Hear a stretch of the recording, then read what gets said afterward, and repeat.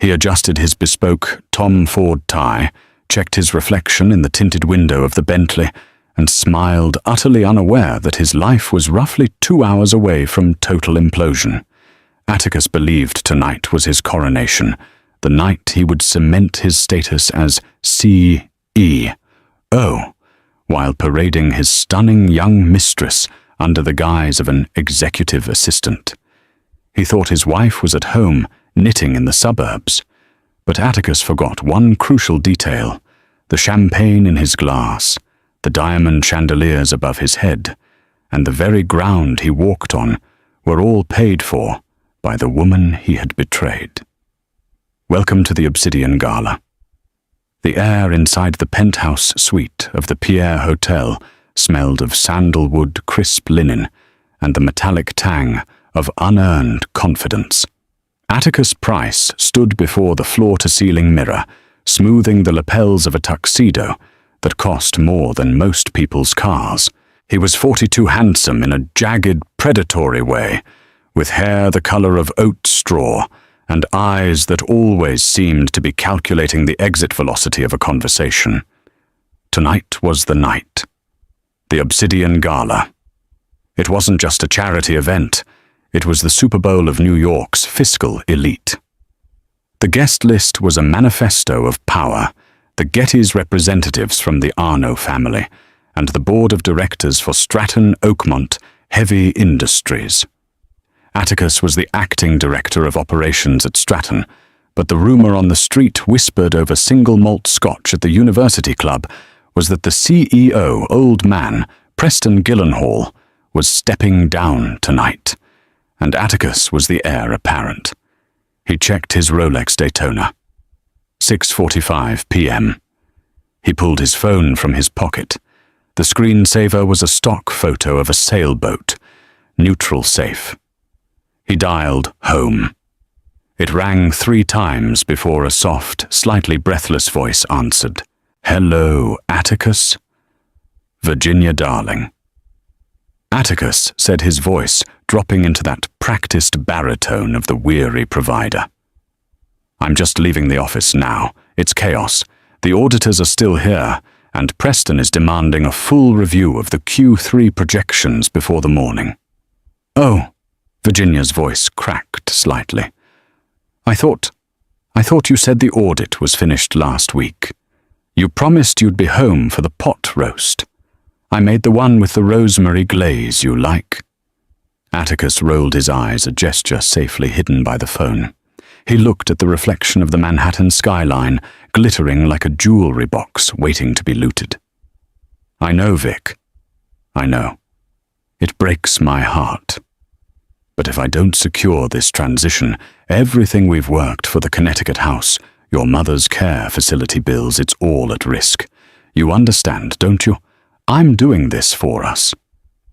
There was a pause on the other end, a silence that stretched just a second too long, heavy, with something Atticus didn't have the patience to decipher. "Of course, Atticus," Virginia said, her voice flatter now. "For us. Don't work too hard. I'll leave a plate in the fridge. You're a saint, Virginia. Don't wait up."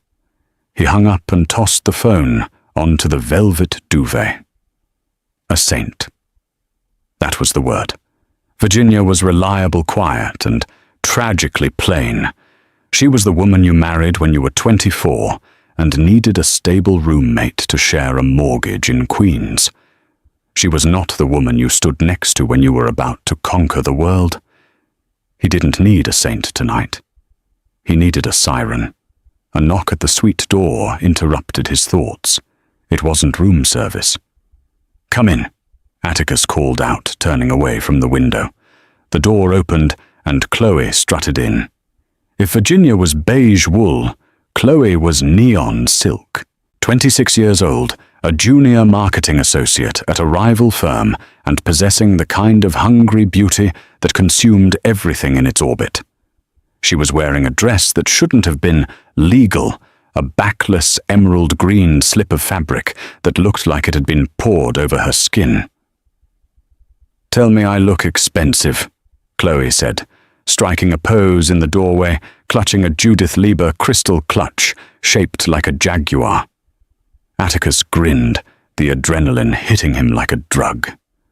"You look like a hostile takeover, babe. Absolutely lethal."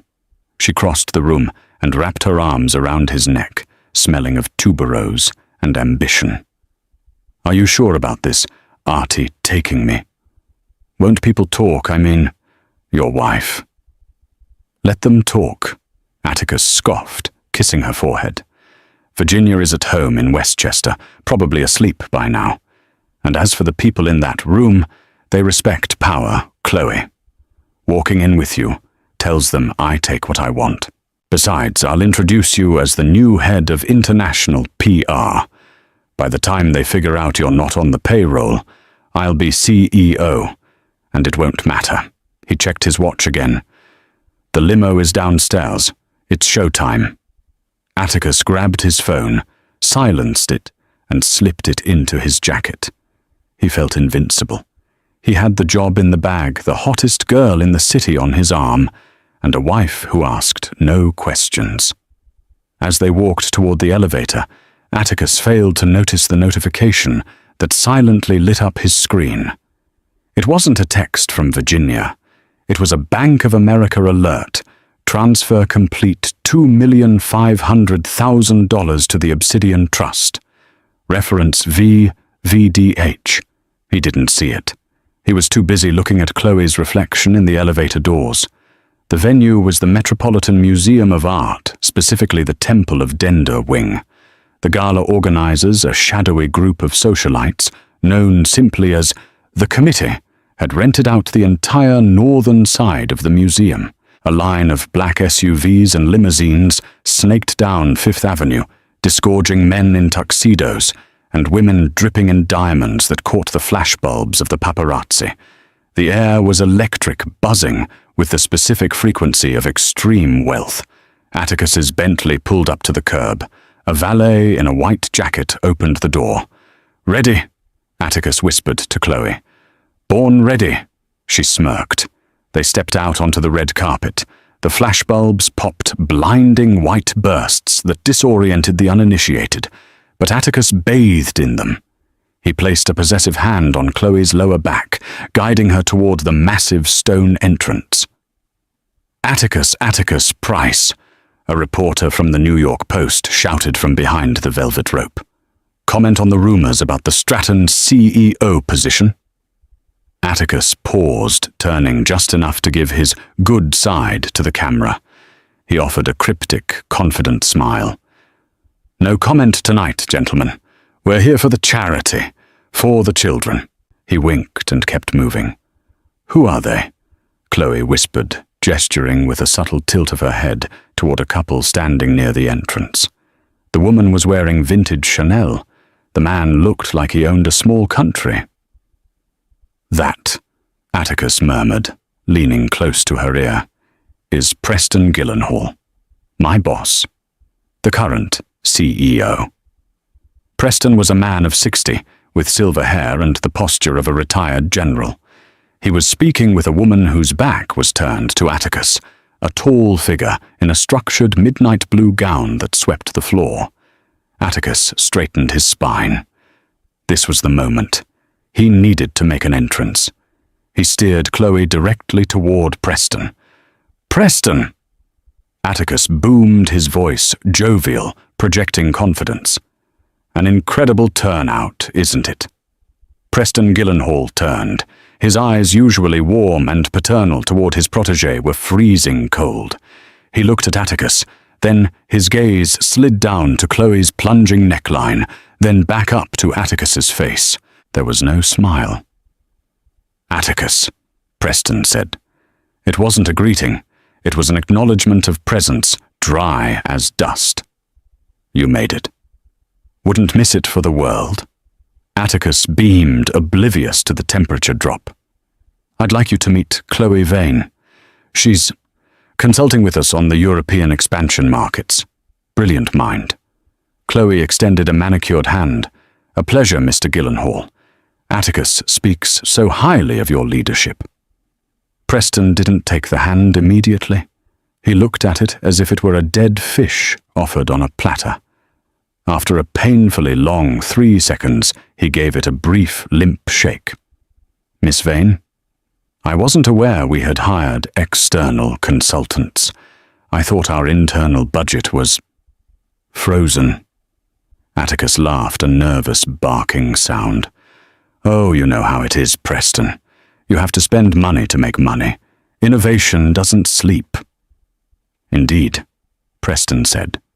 He shifted slightly, blocking the woman in the blue dress from their view almost protectively. "Atticus, enjoy the evening. I believe your table is in the West Annex." Atticus blinked. "The West Annex, but the board table is center stage, Table 1. Table 1 is reserved for the founding benefactors," Preston said, his voice clipped, "and their families. The seating chart was finalized this morning. Enjoy the buffet, Atticus."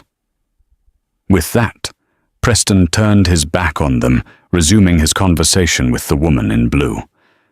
Atticus stood there stunned. The West Annex was practically in the kitchen. It was where they put the junior associates and the donors who only gave 5 figures. It was an insult, a slap in the face. "What was that about?" Chloe hissed, her smile tight and fake for the cameras nearby. "I thought you said you were the golden boy. He looked at me like I was the help." "He's just stressed," Atticus muttered, though a cold knot of dread was tightening in his stomach. "Old man is losing his grip. Probably jealous. Come on, let's get a drink. Once the presentation starts, he'll have to call me up to the stage. He can't announce the transition without me." They moved toward the bar, weaving through the crowd. Atticus recognized faces everywhere, titans of industry, tech moguls from Silicon Valley, even a minor European royal. But as he moved through the room, he felt a strange ripple. People were looking at him. Not with the envy he expected, but with something else. Amusement, He grabbed a flute of Dom Perignon from a passing waiter and downed half of it in one gulp. "Atticus, look," Chloe said, nudging him. She was pointing toward a large digital display near the stage. It was scrolling through the names of the Diamond Tier sponsors, those who had donated over $2 million to the evening's cause, the Luminary Arts Initiative. Atticus glanced up, uninterested. "Tax write-offs, babe. Boring." "No, look at the top name," she insisted. Atticus squinted. The screen refreshed, and the top name faded in with gold animated letters. Diamond Benefactor, the Van der Hoven Estate. Atticus frowned. "Van der Hoven, I haven't heard that name in years. Old Dutch money. I thought that family died out in the 90s. "Well, whoever they are, they own this room," Chloe said, looking around at the lavish decorations, orchids imported from Singapore, silk tablecloths, ice sculptures. "This must have cost a fortune." Atticus shrugged. "Doesn't matter. What matters is the board meeting on Monday. Tonight is just a pageant." He turned to grab another drink, and that's when he ran into Lydia St. Clair. Lydia was Virginia's best friend, or she had been years ago, a sharp-tongued, terrifying woman who ran a gallery in Chelsea. Atticus hated her. She had always seen through him. "Well, well," Lydia poured, holding a martini glass like a weapon. She looked Atticus up and down, then shifted her gaze to Chloe. "Atticus. And accessory." "Watch it, Lydia," Atticus snapped. "This is Chloe, my colleague." "Colleague," Lydia repeated, testing the word like it was sour milk. "Is that what we're calling them now? Does Virginia know you brought your work home? Or rather, out to the museum?" "Virginia is at home," Atticus said, icily, "where she wants to be. Not that it's any of your business." Lydia smiled. It was a terrifying smile. It was the smile of a cat that had already eaten the canary and was now just playing with the feathers. "Oh, I think you're right, Atticus," Lydia said. "Virginia is exactly where she wants to be. Enjoy the West Annex. I hear the acoustics are terrible, but the view of the exit is spectacular." She tapped her glass against his and walked away, disappearing into the VIP section, the section roped off with heavy velvet cords, guarded by men with earpieces. The section Atticus was supposed to be in. "I hate that woman," Atticus muttered. "She knows," Chloe whispered, suddenly looking nervous. "Atticus, she knows." "She suspects," Atticus corrected. "She doesn't know anything. She's just trying to rattle me. It won't work." But his hand was shaking slightly as he reached for his third glass of champagne. Suddenly, the lights in the massive hall dimmed. A hush fell over the crowd of 5,000. A spotlight hit the main stage. "Ladies and gentlemen," a voice boomed over the speakers, "please take your seats. The presentation is about to begin." Atticus grabbed Chloe's arm. "Come on, we need to find a way to table 1. I'm not sitting in the annex." "Atticus, we can't just—" "I'm the next CEO of Stratton Oakmont," he hissed. "I sit where I want." He dragged her toward the front, ignoring the ushers. He was determined to force his way to the main table to demand his seat next to Preston. As they neared the front, the spotlight shifted. It didn't land on Preston Gyllenhaal. It landed on the woman in the midnight blue dress, the one Preston had been talking to earlier. She was standing at the podium, her back to the audience, adjusting the microphone. "Who is that?" Chloe asked. The woman turned around. Atticus stopped dead in his tracks. The champagne glass slipped from his fingers and shattered on the marble floor, the sound echoing in the silence. It was Virginia. But it wasn't the Virginia he knew. The grey cardigans, the messy bun, the nervous smile gone. This woman was statuesque. Her hair was styled in sleek Hollywood waves. She wore diamonds around her neck that looked heavy enough to anchor a ship. Her makeup was flawless, sharp and fierce. She looked regal. She looked terrifying. And she was looking directly at him.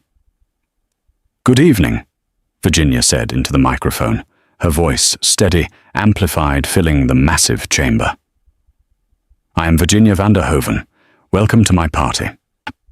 The sound of the shattering champagne flute was swallowed almost instantly by the cavernous acoustics of the Temple of Dendor, but for Atticus, it sounded like a gunshot. Champagne soaked into his Italian leather shoes, cold and sticky, but he couldn't feel his feet. He couldn't feel anything except a roaring static in his ears. Virginia Vanderhoven. The name bounced around his skull, colliding with 15 years of memories, rewriting them in real time. He remembered their first date at a diner in Queens. She had ordered a grilled cheese and paid with cash, counting out the singles carefully. He remembered her telling him about her parents. She had said they were gone, and that they had left her with a lot of baggage.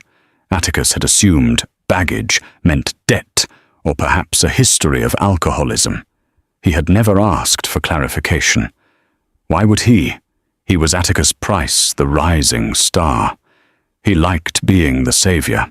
He liked that she needed him to fix the leaky faucet in their first apartment.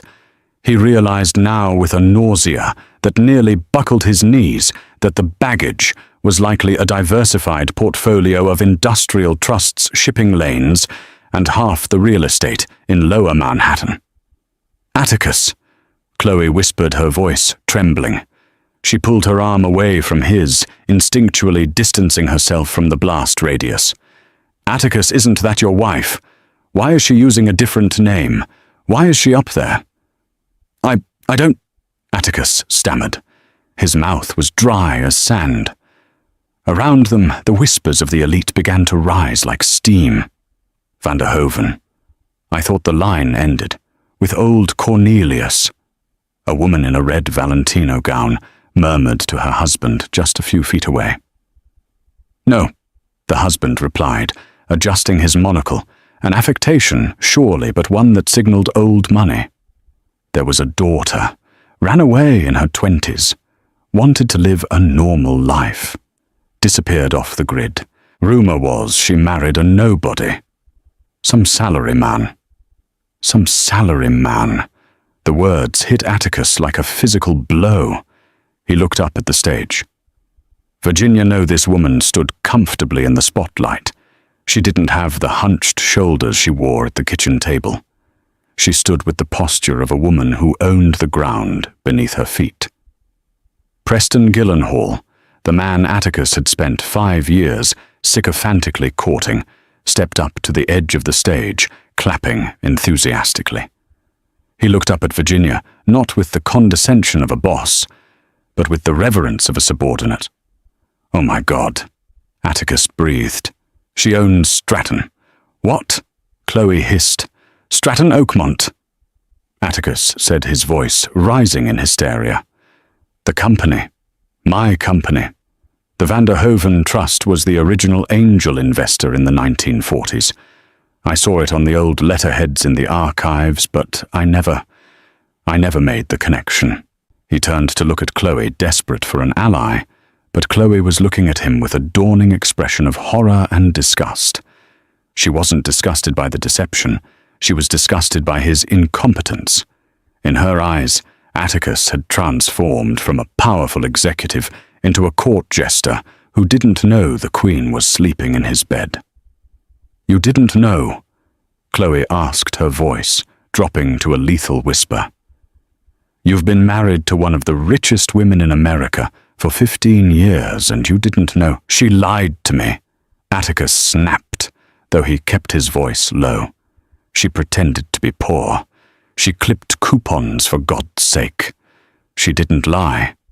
"Atticus," a smooth, venomous voice came from his left. It was Lydia St. Clair again. She had looped back from the VIP section, likely unable to resist the spectacle of Atticus's disintegration. She took a sip of her martini, her eyes dancing with malicious delight. "Virginia never said she was poor," Lydia said, leaning in close. "She said she lived simply. There's a difference. You just never bothered to ask the follow-up questions because you were too busy listening to the sound of your own voice." "Lydia." Atticus warned, "Tell me what is going on." "What's going on?" Lydia said, gesturing to the stage with her olive pick, "is that the board of directors was getting tired of the stagnant growth at Stratton. They wanted a shake-up. Virginia has been a silent partner for years, content to let the boys play with their toys. But when she found out her husband, the acting director of operations, was funneling company funds into business trips to Cabo with a 20-year-old marketing assistant." Lydia's eyes flicked to Chloe. She decided it was time to stop being silent. Atticus felt the blood drain from his face. "She knows about Cabo." "Atticus?" Lydia laughed softly. "She paid for the hotel. Who do you think owns the resort? It's a holding of the VDH Group. You put the room service on the corporate card. You literally billed your wife for the champagne you drank off your mistress's stomach." Chloe audibly gasped. She took a step back, her heel catching on the edge of the red carpet. "You billed—" "Oh my God, I need to leave." "Chloe, wait." Atticus grabbed her wrist. "Don't make a scene. Let go of me." Chloe yanked her arm, back her eyes wide. "You're done, Atticus. You're toast. I'm not going down with you." She turned and fled, pushing her way through the crowd of tuxedoed onlookers disappearing toward the exit. Atticus was left standing alone, surrounded by the scent of his spilled champagne and the heavy judgmental stares of New York's high society. On stage, Virginia tapped the microphone. The sound echoed like thunder. "Thank you all for coming," she said. Her voice was warm, yet it carried a steel edge that Atticus had never heard before. "Tonight is a celebration of clarity, of seeing things as they truly are." She looked out into the crowd. For a heartbeat, her eyes locked with Atticus's. There was no love in them. There was no anger either. There was only the clinical detachment of an auditor marking a file, void. The room went silent. 500 of the world's most influential people, billionaires, senators, celebrities, stopped breathing to listen to the woman in the midnight blue dress. Atticus stood frozen near the back by the pillar where his dignity had died moments ago. He wanted to run, but his legs refused to cooperate. It was a car crash, and he was strapped into the driver's seat. Many of you know the Van der Hoeven name. Virginia began her hands, resting lightly on the podium. My grandfather built an empire on steel and shipping. He believed in durability. He believed that if you build something strong, it withstands the storm. She paused, smiling a small, enigmatic smile. I walked away from this world 20 years ago, she continued. I wanted to understand what it meant to build something from nothing. I wanted to see if love and loyalty could exist without the scaffolding of wealth. I wanted to be chosen for me, not for the number on a balance sheet. A ripple of sympathetic murmurs went through the crowd. Atticus felt like vomiting. She was rewriting their history, turning their marriage into a social experiment. I found a simple life, Virginia said. I found a partner. Or so I thought. I invested in that partnership. I gave it my time, my patience, and my absolute trust. In finance, we call this sweat equity. You work hard hoping the investment matures. She clicked a remote in her hand. The massive screen behind her changed. It wasn't a spreadsheet. It was a photograph. It was a picture of Atticus and Virginia from 10 years ago, standing in front of their modest house in Westchester. They looked happy. Atticus looked younger, softer. Virginia looked adoring, but Virginia said, her voice dropping an octave, becoming darker. Any good investor knows the sunk cost fallacy. We hold on to bad assets because we are afraid to admit we made a mistake.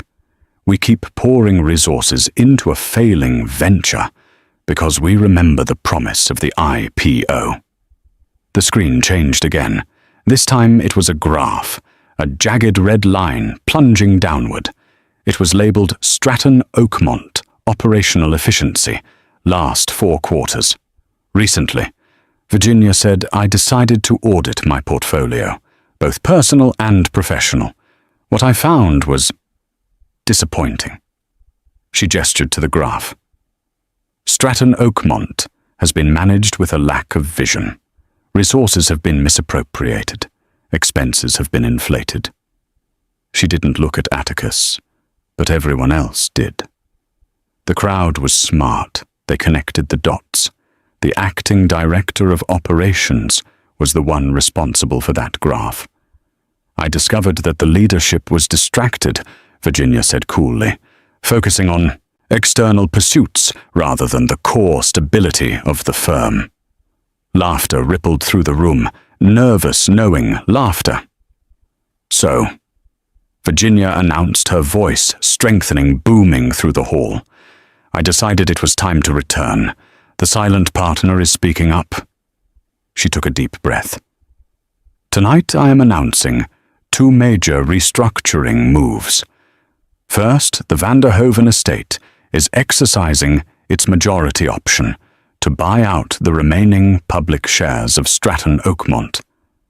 We are taking the company private effective immediately. Gasps. This was huge business news, billions of dollars moving in a second.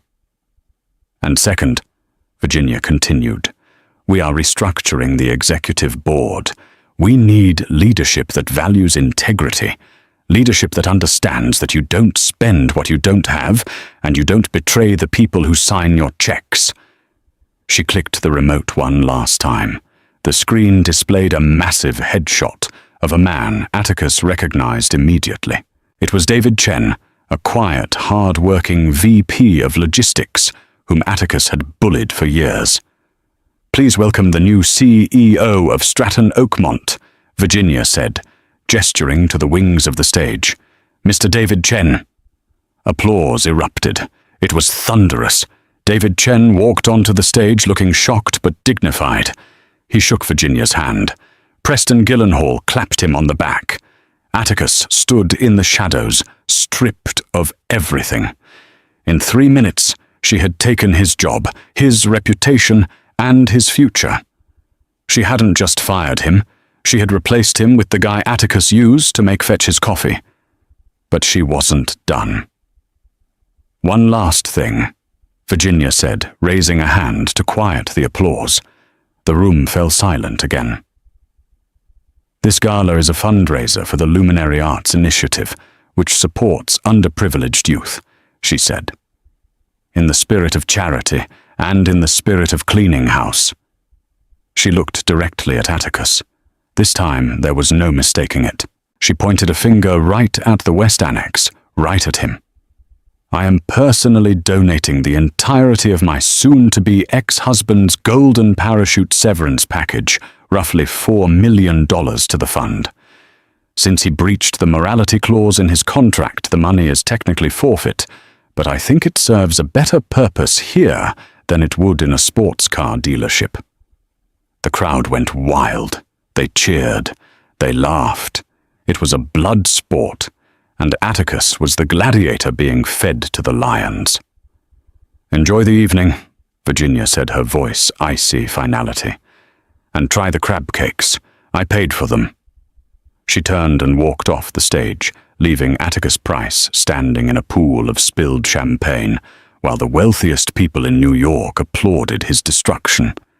He felt a hand on his shoulder, heavy, firm. He turned to see 2 large men in dark suits. They wore earpieces. They didn't look like waiters. Mr. Price, the larger one said. Yes, Atticus whispered. Mrs. Van der Hoven has requested that you be escorted from the premises. Also, we need to retrieve your company phone and access badge. They are property of Stratton Oakmont. Now, Atticus asked, his voice cracking. Now, the guard said. And sir, she also cancelled the car service. You'll have to take an Uber. Atticus looked at the exit. The long walk of shame. The cameras were waiting outside. The paparazzi would have the story by now. He had walked in a king. He was walking out a pauper. Don't touch me, Atticus snapped, trying to summon a shred of his old arrogance. I can walk. Then walk, the guard said, crossing his arms. Atticus straightened his tie, which felt like a noose, and began the longest walk of his life, the applause for his wife ringing in his ears like a funeral dirge. The heavy oak doors of the museum closed behind Atticus with a definitive thud, sealing the warmth and the music inside. Outside, the New York night was biting cold. Atticus stood on the steps, shivering in his tuxedo. He reached for his phone to call the driver, then remembered the security guard's words. She cancelled the car service. A wall of flashbulbs went off. The paparazzi, sensing blood in the water, swarmed him. Mr. Price, is it true you were fired for embezzlement? Atticus, who was the woman in the green dress. Did you know your wife was a Van der Hoven? Look this way. Atticus, he shielded his eyes, pushing through the throng of photographers. No comment. Get out of my face. He stumbled toward the curb, waving frantically for a taxi. The line of black SUVs, waiting for the other guests, ignored him. He was a pariah now. Finally, a battered yellow cab screeched to a halt. Where to? The driver grunted, not looking back.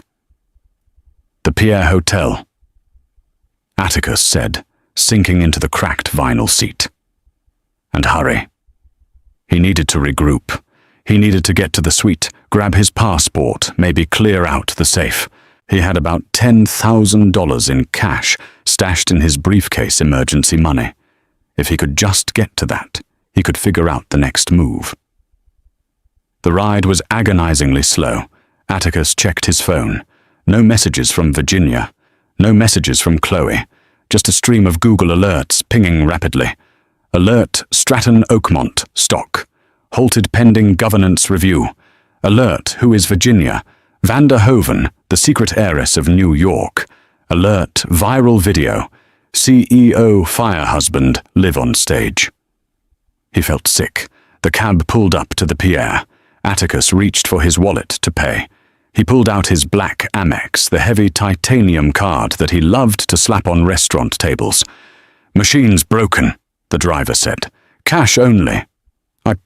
I don't have cash on me, Atticus stammered. Run the card. It works. The driver sighed and swiped it on a handheld device. Beep. Declined. Try it again, Atticus demanded, sweat beading on his forehead. That has a $500,000 limit. Beep. Declined. Pick up card.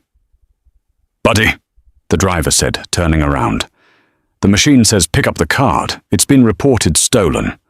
It's not stolen. It's my wife's. It's a joint account. Look, get out. Just get out before I call the cops.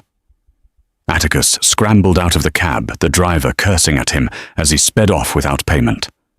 Atticus straightened his jacket and marched into the lobby of the pier.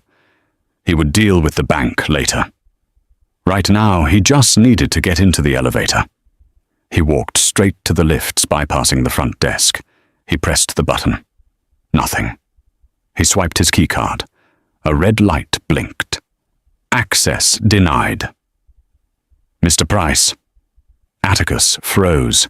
He turned to see the night manager, a man named Mr. Henderson, who had greeted him by name every day for the last week. Henderson didn't look friendly tonight. He looked pained. Mr. Henderson, Atticus said, trying to project authority. My key isn't working. I need a reset. I'm afraid that won't be possible, sir, Henderson said, clasping his hands behind his back. The reservation for the royal suite was terminated approximately 45 minutes ago by the billing party. Terminated. Atticus laughed incredulously. My stuff is up there, my laptop, my suits. Henderson gestured to a luggage cart sitting discreetly in the corner near the bell desk. We took the liberty of packing your personal effects, sir. Mrs. Vander Hoven gave very specific instructions. We were to ensure nothing was left behind. Atticus stared at the cart. His Armani suits were stuffed haphazardly into his Toomey bags. His toiletries were in a clear plastic bag sitting on top. It looked like the luggage of a refugee, not an executive. This is ridiculous, Atticus spat. I want to book another room, a standard room, just for tonight. We are fully booked, sir. The hotel is empty. Everyone is at the gala. We are fully booked to you, Mr. Price, Henderson said softly. The Vander Hoven Trust owns the land this hotel sits on, Atticus. We have a strict policy regarding guests who are in legal conflict with ownership. Atticus felt the floor tilt. She owned the hotel ground lease. How much did she own? Where am I supposed to go? Atticus whispered. I believe there is a Motel 6 near JFK Airport. Henderson suggested, his face impassive. Would you like me to call you a standard taxi? Atticus grabbed the handle of the luggage cart. He didn't say a word. He pushed it out the revolving doors back into the cold onto Fifth Avenue. He sat on his suitcase on the sidewalk, the wind whipping his face. He pulled out his phone again. He dialed Chloe. It rang once. Then, the subscriber you have dialed is not accepting calls at this time. He checked Instagram. He searched for it Chloe_Vane_marketing. User not found. She had blocked him. He was sitting on a curb in a $5,000 tuxedo with nowhere to go, no money, and no friends. 3 days later, the fluorescent lights of the Queen's Motor Inn buzzed like an angry insect. Atticus sat on the edge of a mattress that sagged in the middle, staring at the stained carpet. He had sold his Rolex Daytona to a pawn shop on 8th Avenue For $4,000, a fraction of its value, just to get some cash. That money was bleeding fast. He had spent the last 48 hours making calls. First he tried Cravath Swain, and more. He managed to get a junior associate on the line. "I want to sue for wrongful termination and marital assets," Atticus had said, his voice hoarse. "There was no prenup. I'm entitled to half of Stratton, half of the trust." "One moment, Mr. Price," the associate said. A minute of hold music. Then the associate returned, voice chilly. "Sir, we cannot represent you. We are retained by the Van der Hoven estate for corporate governance." "Fine," Atticus snapped. He called Skadden Arps. "Conflict of interest, sir." He called Kirkland and Ellis. "We represent the bank that handles the trust." He called a high-profile divorce shark he had seen on TV. "Atticus, listen to me," the lawyer said candidly. "I'd love the publicity, but you have no case. I looked into the filings. Everything Virginia has, the trust, the company shares, the real estate, is separate property, inherited before the marriage. It was never commingled. You lived in a house she bought with a separate account. You drove cars leased by her trust. You have zero claim to the principal. And regarding the termination, you signed an employment contract with a morality and reputational harm clause. You took a mistress to a company event while embezzling travel funds. They have the receipts, Atticus. Literally. They have the receipt for the room service." "So I get nothing," Atticus screamed into the phone. 15 years. "You got a free ride for 15 years, the lawyer said. "My advice, leave New York. Start over in, I don't know, Ohio." Atticus hung up. He threw the phone against the wall. It cracked but didn't break. He needed a drink. He walked to the mini-fridge and grabbed a lukewarm beer. He turned on the TV. It was entertainment tonight. And in viral news, the host chirped. "The mystery woman from the Red Wedding Gala speaks out." Atticus froze. On the screen, sitting in a soft-focus interview setup, was Chloe. She was wearing a modest white sweater, looking tearful and innocent. She wore no makeup. "I didn't know," Chloe sobbed on camera. "He told me they were separated. He told me she was abusive. I was just an employee. I was young and I was manipulated by a man in power." The chyron at the bottom of the screen read, "Chloe Vane, victim of power imbalance." "He told me he was the CEO." Chloe continued, wiping a tear. "I feel so terrible for Virginia. She's such a strong woman. I actually sent her a letter of apology, and she was gracious enough to reply." Atticus's jaw dropped. Chloe was pivoting. She was turning this into a #MeToo moment. She was erasing her own complicity and painting Atticus as the predator. "And now?" the interviewer asked. "Now I just want to move on," Chloe said, brightening up slightly. "I've actually been offered a position as a brand ambassador for a new clean beauty line, funded by the Luminary Arts Initiative." Atticus threw the beer bottle at the TV. It shattered the screen. She had switched sides. Virginia had bought her off. Or more likely, Virginia had offered her a dignified exit in exchange for burying Atticus. It was brilliant.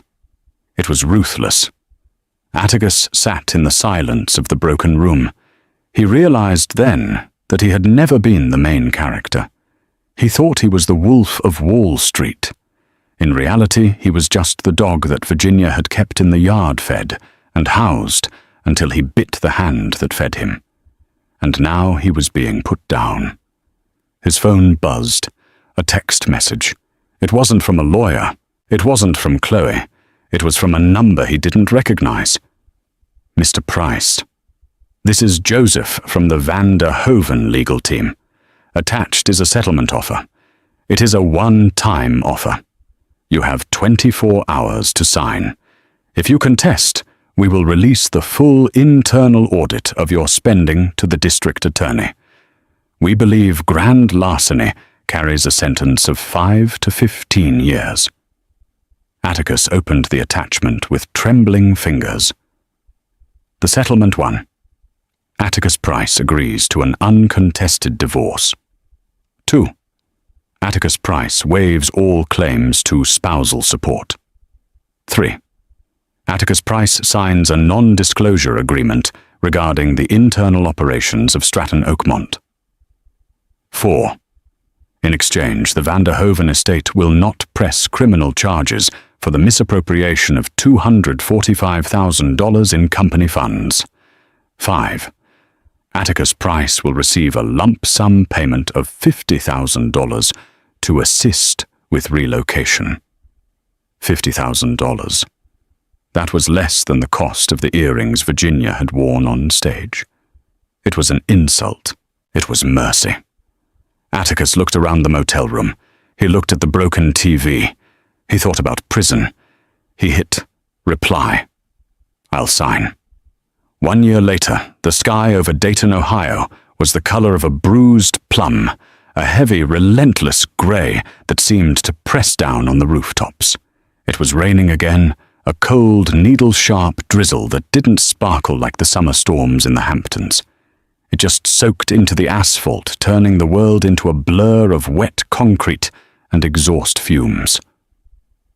Inside O'Malley's Auto Parts, the fluorescent lights hummed with a headache-inducing flicker that Atticus had almost stopped noticing. The air here didn't smell of sandalwood or crisp linen anymore. It smelled of vulcanized rubber stale coffee and the metallic tang of motor oil. "Hey buddy, I don't have all day," a voice snapped, cutting through the hum. Atticus blinked, pulling himself back from the window. Standing at the counter was a man in a grease-stained windbreaker, tapping a credit card impatiently against the Formica. "I asked if you have the carburetor for a '98 Chevy," the man grunted. "Or are you getting paid to stare at the rain?" Atticus Price, once the acting director of operations for a multi-billion-dollar conglomerate, a man who had commanded rooms of Harvard MBAs, with a raised eyebrow straightened his spine. He adjusted the collar of his blue polo shirt. It was a size too large, bunching unflatteringly at the shoulders, and the embroidered name tag on his chest read "Artie" in cheerful red stitching. "I apologize," Atticus said, his voice practiced and level. "I'll check the inventory in the back for you." "Yeah, you do that," the customer sneered, checking a bulky wristwatch that probably cost less than the socks Atticus used to wear. Atticus walked into the back storage room, the heavy steel door swinging shut behind him. The silence here was a relief. He moved down the aisles of boxed parts, his fingers trailing over the cardboard. His hands, once manicured weekly at a salon on Madison Avenue, were now dry and calloused. There was a permanent smudge of graphite under his left thumbnail that he couldn't scrub away. He found the part, a heavy, dusty block of metal, and paused for a moment, resting his forehead against the cool shelving unit. It had been a long year. The $50,000 from the settlement had evaporated with terrifying speed. Between the punitive taxes, the relocation costs to a state where his reputation hadn't yet poisoned the water, and the security deposit on a drafty one-bedroom apartment above a bakery, the money was gone in 6 months. He had tried to apply for consulting gigs remotely. He had sent out resumes to boutique firms in Chicago, Boston, even second-tier cities like St. Louis. But the internet never forgot. A simple Google search of Atticus Price brought up the videos, the memes, the headlines, the Gala grifter, the husband who fired himself. He was radioactive. The corporate world, which prided itself on risk management, viewed him as the ultimate liability. So he had fallen, and fallen, until he landed here, ringing up spark plugs for minimum wage plus commission. Atticus dusted off the carburetor with a rag, took a deep breath, and walked back to the front. "Here you go," Atticus said, punching the code into the ancient register. "That'll be $145.50. The customer shoved the card into the reader, grunting a non-committal thanks before grabbing the bag and walking out. He didn't look Atticus in the eye. To him, Atticus was just a fixture of the store, as relevant as the rack of air fresheners by the door. Atticus leaned back against the counter, listening to the rain drum against the glass. The store was empty now. The lunch rush was over. He reached under the counter past the stacks of invoices and the half-empty bottle of Windex and pulled out a magazine. It was a copy of Forbes. He had bought it 3 days ago at the Kroger down the street, hiding it between a loaf of bread and a carton of milk, so the cashier wouldn't ask why a guy in a stained polo was buying financial literature. He hadn't been able to open it until now. It sat on the counter, the glossy cover reflecting the overhead lights. He knew what was inside. He had heard the whispers on the news in the break room. He knew that Stratton Oakmont had not only survived his exit, it had thrived. The stock price had tripled since the company went private. The Clean Tech initiative, led by David Chen, the man Atticus had once mocked for bringing Tupperware lunches, was now the industry standard. And he knew about Chloe. That was a specific kind of sting. Chloe Vane had not been exiled to Ohio. She had pivoted. She had wept on camera, written a memoir titled Surviving the Shark Tank, and rebranded herself as a wellness advocate for survivors of toxic power dynamics. She was currently dating a linebacker for the New York Giants and had just launched a line of organic skincare. She had monetized her mistake. Atticus had been the villain in her story, and villains sold books. But it wasn't Chloe he was looking for. Atticus's hand trembled slightly as he flipped the pages. Page 40. The new titans of industry, visionaries of the decade. And there she was, the breath hitched in Atticus's throat. It was Virginia. But it wasn't the Virginia he remembered, the woman in the grey cardigan who clipped coupons and worried about the heating bill. It wasn't even the vengeful queen in the midnight blue dress from the Gala. This was a titan. In the photograph, Virginia was standing on the balcony of a glass skyscraper in Singapore, the futuristic skyline gleaming violet and gold behind her. She was wearing a structured white power suit that looked sharp enough to cut glass. Her hair was cut into a chic, asymmetrical bob. Her posture was relaxed yet commanding. She looked radiant. She looked unburdened. Atticus read the text, his finger tracing the lines, leaving a faint smudge on the glossy paper. Under the stewardship of Ms. van der Hoeven, the conglomerate has shifted its focus to sustainable infrastructure, posting record profits for the 4th consecutive quarter. When asked about her sudden re-emergence into the public eye after decades of privacy, Ms. van der Hoeven cites a personal awakening. Atticus skipped down the page, his heart hammering against his ribs. He was looking for his name. He needed to know he still existed in her world, even as a scar. He found it in the final paragraph, a footnote. Ms. van der Hoeven was previously married. She credits the dissolution of that relationship as the necessary catalyst for the company's restructuring. Sometimes she is quoted as saying, "You spend years trying to prop up a structure that is fundamentally unsound. You realized that to let the forest grow, you have to clear out the dead wood." Dead wood. Atticus stared at the words until they blurred. She didn't hate him. Hate implied passion. Hate implied that he still held power over her emotions. Dead wood was something you didn't hate. It was just something you removed because it was blocking the sun. It was an obstacle to growth. He realized then, with a clarity, that was more painful than the humiliation at the museum that he had never been the protagonist of this story. He had spent 15 years thinking he was the Wolf of Wall Street, the provider, the genius. In reality, he was the anchor dragging her down. He was the chaotic variable she had managed with patience until the math no longer made sense. She hadn't just survived him. She had ascended because she got rid of him. He closed the magazine slowly. He felt a stinging heat behind his eyes, but he refused to let the tears fall. There was no one here to pity him. There was no audience. The bell above the door jingled aggressively, shattering the moment. A blast of cold, damp air swept into the shop. "Hey, Artie!" the manager called out from the back office, his voice muffled by a mouthful of sandwich. "You mind taking this one? I got to hop on a supplier call." Atticus looked at the closed magazine one last time. He slid it off the counter and dropped it into the recycling bin beneath the register.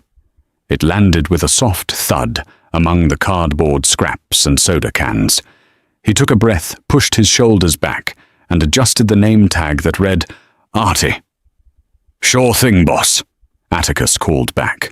He turned to the door where a young couple was shaking out a wet umbrella, looking around the shop with confusion. Atticus put on his smile, not the arrogant smirk of the executive, but the humble, genuine smile of a man who knows exactly how much a dollar is worth, because he has to stand on his feet for 8 hours to earn it. "Welcome to O'Malley's," Atticus said. "How can I help you folks today?" The King of Glass Castles was gone. There was only Artie, the guy who sold car parts. And as he rang up a quart of oil, Atticus realized that for the first time in his life, he was living an honest day.